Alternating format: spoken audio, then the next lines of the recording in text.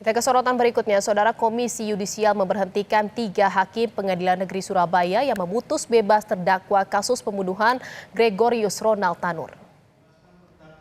Juru bicara Komisi Yudisial, Mukti Fajar, mengatakan hasil sidang pleno memutuskan majelis hakim yang memvonis bebas Ronald Tanur diberi sanksi berat, yakni pemberhentian tetap dengan hak pensiun. Sanksi ini diberikan karena majelis hakim membacakan putusan yang berbeda di persidangan dengan putusan tertulis. Selain itu, ketiga hakim juga dinilai tidak bersikap adil karena tak mempertimbangkan saksi dan bukti. Keputusan ini selanjutnya akan dibawa dalam forum Majelis Kehormatan Hakim.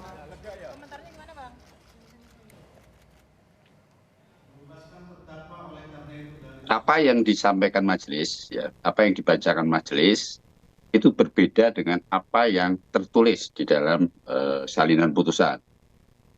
Itu salah satu yang menjadi hal yang berat karena seharusnya harus sama apa yang disampaikan dengan apa yang ditulis.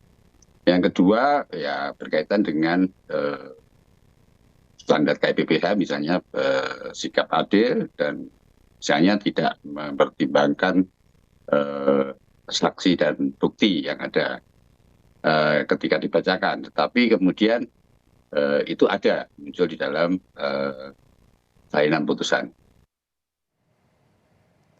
Wakil Ketua Komisi 3 DPR RI Habibur Rahman mengatakan DPR merekomendasikan Komisi Yudisial untuk mencari kemungkinan tindak pidana terhadap 3 hakim yang memvonis bebas Ronald Tanur. Pihaknya pun meminta KY berkoordinasi dengan polisi untuk mengusut dugaan pemalsuan dokumen dalam penanganan perkara. Sehingga di tingkat kasasi, Ronald Tanur dapat diberikan hukuman berat atas kasus pembunuhan terhadap Dini Sera.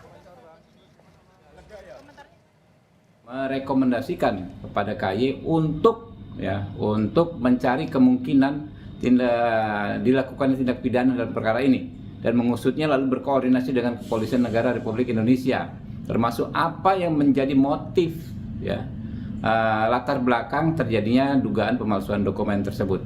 Sehingga pada akhirnya kami berharap di tingkatan kasasi putusan tersebut bisa berubah dan terdakwa bisa dijatuhi hukuman yang berat karena proses penjatuhan hukuman tingkat pertama yang sangat amat bermasalah. Saudara, sanksi pemberhentian majelis hakim yang memvonis bebas Ronald Tanur apakah akan dapat mengubah putusan vonis terhadap Ronald Tanur? Kita akan bahas bersama pakar hukum Universitas Jenderal Sudirman Purwokerto, Hipnu Nugroho, yang sudah bergabung bersama kami di Kompas Malam. Selamat malam Prof. Hipnu, terima kasih atas waktunya. Selamat malam Mbak Jihan. Ya Prof, ini jika hakim diberhentikan, 3 hakim diberhentikan, apakah vonis bebas terhadap Ronald Tanur masih berlaku, Prof? Ya, kita luruskan dulu ya. Menurut pengamat saya, ini baru usulan Komisi Yudisial untuk menghentikan 3 hakim yang bersangkutan. Karena pengusulan nanti dari Komisi Yudisial hasil pemeriksaan memberhentikan ini akan dibawa ke Mahkamah Kehormatan di tingkat Mahkamah Agung. Jadi Mahkamah Agung dan KY inilah yang nanti sama-sama memberikan suatu putusan apakah permohonan dari KY dikabulkan atau tidak. Mudah-mudahan dikabulkan, Mbak. Karena ini menyangkut perilaku, menyangkut aspek putusan yang tadi dikatakan oleh KY itu berbeda antara fakta dan putusan, antara dakwaan dan bunyi putusan, antara bukti CCTV yang tidak dijadikan pertimbangan. Lah kalau seperti ini apa jadinya putusan gitu, Pak? Karena putusan itu kalau menurut saya di pengadilan itu mahkotanya majelis, mahkota. Jadi suatu yang luar biasa sebagai aktivisme yudisial. Kan itulah. Oleh karena itu kalau sampai seperti betul yang disampaikan oleh Komisi Yudisial, ya sangat parah sekali. Karena kalau kita lihat kemarin Mahkamah Agung kan tagline-nya kan peradilan tangguh, kan itu Pak.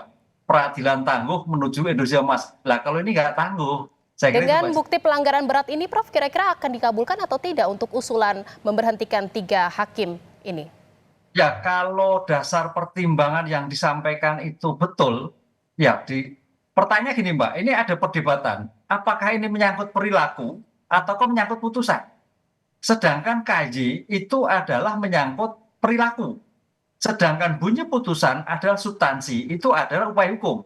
Jadi terhadap dakwaan yang tidak sejalan dengan putusan, pertimbangan putusan yang tidak sesuai dengan tulisan, kemudian fakta-fakta itu masuk substansi. Kalau masuk substansi, saya kira itu sebagai alasan jaksa penuntut umum untuk mengajukan kasasi. Ternyata ada suatu kesalahan hukum, kesalahan penerapan hukum. Itulah yang menjadikan nanti akan merubah Ronald akan menjadi suatu pemidanaan.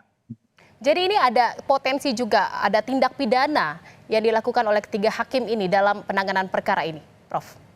Ya, sekarang pertanyaannya ada motif atau tidak? Kalau ada motif tindak pidana lain, seperti sampaikan Pak Habib tadi, ada mungkin pemalsuan, ada faktor lain, kenapa kasus yang sederhana seperti ini sampai memberikan putusan yang berbeda dengan fakta? Kenapa memberikan putusan sampai tidak memperhatikan CCTV?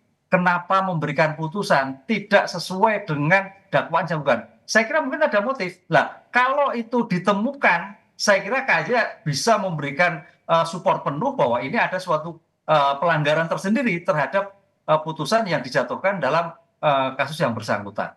Nah, ini yang jadi problem, Mbak. Ini memang perdebatannya apakah ini substansi hukum ataukah perilaku, begitu, Mbak. Artinya kalau memang ada kejanggalan, ada kesalahan dalam menjatuhkan vonis oleh majelis hakim ini, apakah ada kemungkinan untuk putusan vonis terhadap Ronald Tanur ini dianulir atau bagaimana, Prof? Ya, kalau sampai ada kesalahan dalam konteks putusan bebas itu dalam teori hukum ada bebas murni dan tidak murni. Dalam kasus ini tampaknya bebas tidak murni karena ada suatu kesalahan penerapan hukum yang disampaikan tadi oleh Ketua KY. Satu, tadi sampaikan adalah fakta hukum berbeda dengan putusan. Dakwaan berbeda dengan putusan dibacakan. Pertimbangan-pertimbangan bukti-bukti tidak dipertimbangkan dalam putusan. Ini suatu hal yang sangat menarik. Sehingga kalau itu jadikan suatu memori kasasi nanti, saya kira kejaksaan akan membuat suatu memori dan pasti akan menjadikan putusan Ronald Tanur berbeda dengan putusan yang sekarang. Putusan ini akan bisa direvisi atau bisa dianulir jika memang sudah sampai di tahap kasasi, seperti itu, Prof? Ya, maka disinilah Jaksaan Agung wajib mengajukan kasasi ya terhadap putusan yang bersangkutan sehingga akan merubah terhadap putusan bebas menjadi putusan pemidanaan. Ini kan dibilang juga, Prof, ada pelanggaran etik seperti itu ya, dengan tidak memperhatikan bukti, saksi seperti itu. Ini kira-kira apa yang membuat majelis hakim ini bisa memvonis tanpa melihat hal tersebut? Ya, inilah yang kita khawatirkan. Apakah ini bentuk kecerobohan? Apakah ketidakpatuhan? Atau karena ada motif tertentu? Kan, ini akan terlihat sekali. Kalau memang ada motif tertentu, ada faktor X misalkan, itu saya kira Polri, Mahkamah Agung harus terus menggali ini. Oh, ternyata ada faktor tertentu sehingga sampai berani Mbak Jian, fakta di persidangan berbeda dengan putusan yang dijatuhkan. Dakwaan yang disampaikan berbeda dengan itu suatu yang keliru fatal itu.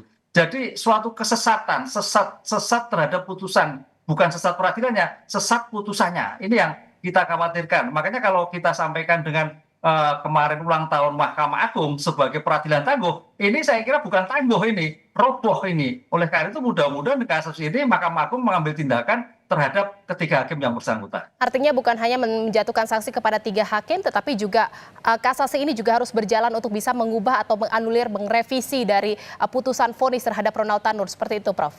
Betul, Mbak. Terhadap putusan pokok perkaranya bisa merubah, terhadap hakimnya juga ada suatu sanksi karena akan memberikan suatu percontohan terhadap hakim-hakim yang muda. Ketika ada suatu kesalahan, Mahkamah Agung bertindak untuk memberikan sanksi. Begitu. Baik, terima kasih atas informasinya dan juga sudah bergabung di Kompas Malam, pakar hukum Universitas Jenderal Sudirman Purwokerto, Prof. Hipnu Nugroho. Selamat malam, Prof. Salam sehat.